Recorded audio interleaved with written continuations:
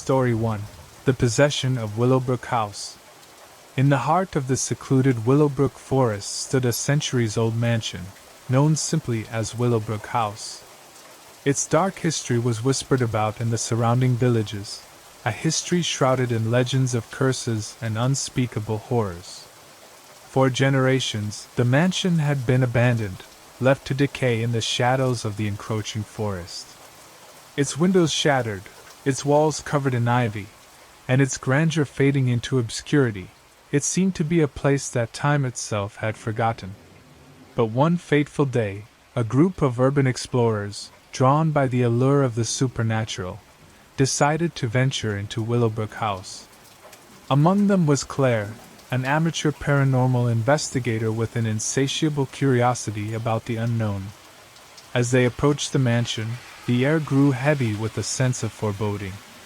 The forest seemed to withdraw, as if warning them of the darkness that dwelled within. But Claire and her companions were undeterred by the legends that clung to the mansion's name. The mansion's grand entrance beckoned to them, and they crossed the threshold into a world that defied explanation. Cobwebs hung from every corner, and dust-covered furniture hinted at a life once lived.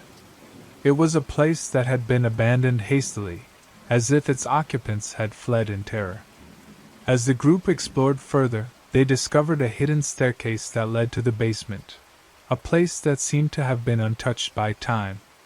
The walls were adorned with strange symbols, and an eerie, dim light emanated from an ancient, ornate mirror that hung on one of the walls. Claire was drawn to the mirror, her reflection appearing distorted and unnatural. As she reached out to touch it, a powerful force seemed to pull her into its depths. She screamed as she vanished into the mirror's surface, leaving her companions in a state of shock. Inside the mirror, Claire found herself in a nightmarish realm, a twisted version of Willowbrook House. The mansion's grandeur had been replaced by decay and darkness, and a sinister presence lurked in the shadows. Claire soon realized that she was not alone in this nightmarish world. A malevolent entity, ancient and powerful, revealed itself to her. It spoke in a guttural voice, promising knowledge and power beyond imagination in exchange for her soul. Terrified but desperate to escape, Claire reluctantly agreed to the entity's demands, hoping that it would lead her back to the world she knew. As she sealed the unholy pact, she felt a searing pain in her chest, and the entity's laughter echoed through the darkness. Back in the decaying mansion, Claire's companions were frantic. They had witnessed her disappearance, and felt the oppressive presence that had lingered in the basement. With no other choice, they fled the mansion, vowing to return with help. Days turned into weeks, and Claire's absence weighed heavily on her companions. They had contacted paranormal experts, psychics, and priests in a desperate bid to rescue her. Each attempt had been met with failure, as the entity's grip on Claire seemed unbreakable. Meanwhile, Claire's physical appearance began to change. Her eyes grew darker, and her once vibrant personality became replaced by a cold, malevolent demeanor. She seemed to derive pleasure from tormenting her companions, speaking in languages they couldn't understand and predicting their darkest secrets with eerie accuracy. Desperate and fearing for Claire's life, her companions reached out to Father Samuel, an experienced exorcist known for his unyielding faith and determination. He agreed to perform an exorcism, but he warned them that it would be a perilous journey into the heart of darkness. They returned to Willowbrook House, armed with holy water, crosses, and unwavering faith. As they entered the mansion, the air grew icy, and the entity's presence seemed to envelop them. It was a malevolence that defied human comprehension. The exorcism was a grueling battle between good and evil, light and darkness. Claire's body contorted and convulsed as the entity fought to maintain its grip. Father Samuel's voice, filled with divine authority, recited prayers of exorcism, his faith unwavering. The entity fought back with a ferocity that seemed to defy its ethereal nature. It taunted the group, revealing their deepest fears and insecurities. But Father Samuel's resolve remained unbroken. As the hours passed, Claire's screams grew more agonizing, and the mansion itself seemed to rebel against the exorcism. Walls shook, objects levitated, and the very foundation of the house seemed to tremble. In a final, desperate act, Father Samuel confronted the entity directly, challenging its authority and demanding that it release Claire's soul. With a deafening roar and a blinding light, the entity was cast out of her, leaving Claire unconscious and drained. Claire's companions rushed to her side, relieved to have her back. She was alive but physically and emotionally scarred by her ordeal. The mansion, once a place of darkness, began to crumble and decay, its malevolent influence shattered. But Claire was forever changed by the demonic possession. She carried the memories of the entity's torment, a chilling reminder of the horrors that could lurk in the shadows of the supernatural world. Willowbrook House, once a cursed and abandoned mansion, stood as a testament to the darkness that could consume the souls of those who dared to venture into the unknown. Story 2: The Possession of Emma Collins. In the quaint town of Willowbrook, nestled amid rolling hills and dense woods, the Collins family resided in a picturesque Victorian house. Emma Collins, a bright and cheerful teenager, lived there with her parents, John and Sarah, and her younger brother, Tommy. Life in Willowbrook was serene, the epitome of small-town charm. The Collins family had always been close-knit, and their home was filled with laughter and warmth. However, as the days grew shorter and winter's chill settled over the town, an inexplicable unease began to permeate their Victorian house. It started subtly, a flickering light here, a faint whisper there, but soon escalated into something far more sinister. Emma, always the perceptive one, was the first to notice. She heard whispers in the dark corners of her room, voices that seemed to beckon her into the depths of the house. At night, her sleep was plagued by vivid, nightmarish dreams. One evening, as she was getting ready for bed, she caught a glimpse of herself in the hallway mirror. Her reflection seemed distorted, her eyes devoid of their usual sparkle. It was as if something had taken root within her, something dark and insidious. Desperate to unravel the mysteries that plagued their home, Emma confided in her friends, Mike and Lisa. Together, they hatched a plan to communicate with whatever entity lingered in the house.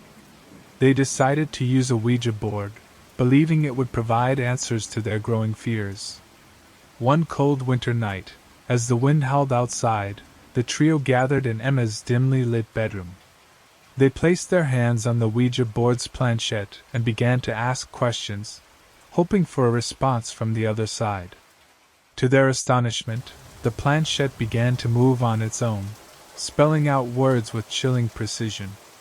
The entity identified itself as Malum, Latin for evil, and claimed to have been imprisoned within the house for centuries. Malum promised Emma knowledge and power, but in exchange, it demanded possession of her soul. Emma, intrigued and terrified in equal measure, hesitated before agreeing to the unholy pact, believing it was the only way to rid her home of the malevolent presence. From that moment on, Emma's life took a sinister turn. The entity's influence over her grew with each passing day. Her once vibrant personality withered away, replaced by a cold and malevolent demeanor. She spoke in languages she had never known, uttered chilling prophecies, and exhibited strength that defied explanation. Emma's family, especially her parents, were consumed by grief and fear as they watched their beloved daughter transform into a vessel of darkness. Desperate for help, they turned to Father Thomas, a seasoned exorcist with a reputation for confronting malevolent entities. He arrived at the Collins Victorian house, armed with holy water and a profound faith that had seen him through countless exorcisms. The exorcism was a grueling battle between light and darkness, a confrontation between Father Thomas's unwavering faith and the malevolent entity that had claimed Emma's soul. The Victorian house seemed to rebel against the exorcism. Walls trembled, objects levitated, and an unnatural cold descended upon the room. Emma's body convulsed and contorted as the entity fought to maintain its hold. Father Thomas recited prayers of exorcism with a voice filled with divine authority. He challenged the entity, demanding that it release Emma's soul. The entity, furious and desperate, unleashed a barrage of torment upon the priest, revealing his deepest fears and insecurities. But Father Thomas's faith was unbreakable. In a final, climactic battle of wills, he cast the entity out of Emma, leaving her unconscious and drained. As Emma awoke, she found herself surrounded by her family, who were overjoyed to have their daughter back.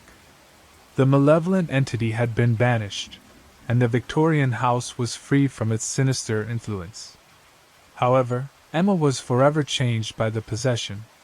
She bore the scars of her ordeal, a chilling reminder of the horrors that could lurk within the darkest corners of existence. The Collins family, once teetering on the brink of despair, found solace in their reunion and the knowledge that love and faith could conquer even the most malevolent forces. Story 3: The Haunting of Hollowfield Manor. In the heart of a secluded countryside, nestled amid rolling hills and ancient woods, stood the imposing Hollowfield Manor. It was a mansion of Gothic grandeur, its towering spires and ivy-covered walls casting eerie shadows across the land. Lucas and Isabella, a couple in search of solitude and a fresh start, arrived at Hollowfield Manor with hopes of restoring the aging mansion to its former glory. The history of the house intrigued them, a history filled with tales of tragedy and a malevolent curse. As they crossed the threshold into the mansion's dark interior, a chill settled over them. Despite the grandeur of the foyer and the opulence of the furnishings, there was an undeniable air of unease that clung to the mansion's every corner. The couple settled into the master bedroom, their dreams of a new beginning clouded by the mansion's oppressive atmosphere. Lucas, an architect, was determined to uncover the secrets that the mansion held, while Isabella, a historian, was equally captivated by its history. As the days passed, the couple began to experience unsettling occurrences that defied explanation. Shadows danced along the walls, whispering voices echoed through the hallways, and strange symbols appeared etched into the floors. One evening, Isabella discovered an old diary in the mansion's library. Its pages revealed a tale of a forbidden love affair, a tragic betrayal, and a curse cast by a vengeful spirit. The diary spoke of a malevolent presence that had haunted the mansion for generations. Lucas and Isabella's nights were plagued by vivid nightmares, horrifying visions of a ghostly figure that seemed to beckon them into the depths of the mansion. The entity appeared as a woman with hollow eyes, her spectral form draped in tattered garments. Desperate to understand the truth behind the haunting, the couple began conducting research into the mansion's history.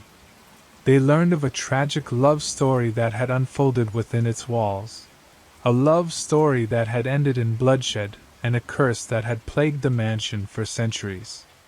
As they delved deeper into the mansion's history, Lucas and Isabella unwittingly awakened the malevolent entity that dwelled within its walls. The entity identified itself as Seraphina, the vengeful spirit of a woman betrayed in love. Seraphina's presence grew increasingly malevolent. She manifested as ghostly apparitions that taunted the couple, whispered chilling threats, and seemed determined to possess Isabella. Lucas, fearing for his beloved wife's safety, knew they had to seek help. They reached out to Dr. Eleanor Warren, a renowned paranormal investigator known for her expertise in confronting malevolent entities. Dr. Warren arrived at Hollowfield Manor, armed with an array of instruments, and her unwavering determination. The exorcism was a harrowing battle between the forces of good and the malevolent entity that had plagued Hollowfield Manor for centuries. Dr. Warren, with her profound knowledge of the paranormal, recited prayers and incantations that echoed through the mansion's echoing hallways. As the exorcism unfolded, the mansion seemed to come alive with malevolence. Objects levitated, portraits twisted and contorted, and a chilling wind howled through the corridors. Serafina fought back with a furious determination. She possessed Isabella, causing her to speak in tongues and levitate off the ground. But Dr. Warren's faith remained unbroken, and her resolve unwavering.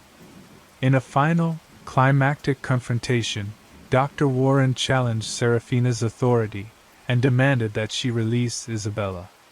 With a deafening roar and a blinding light, the entity was cast out of the mansion, leaving Isabella unconscious and drained.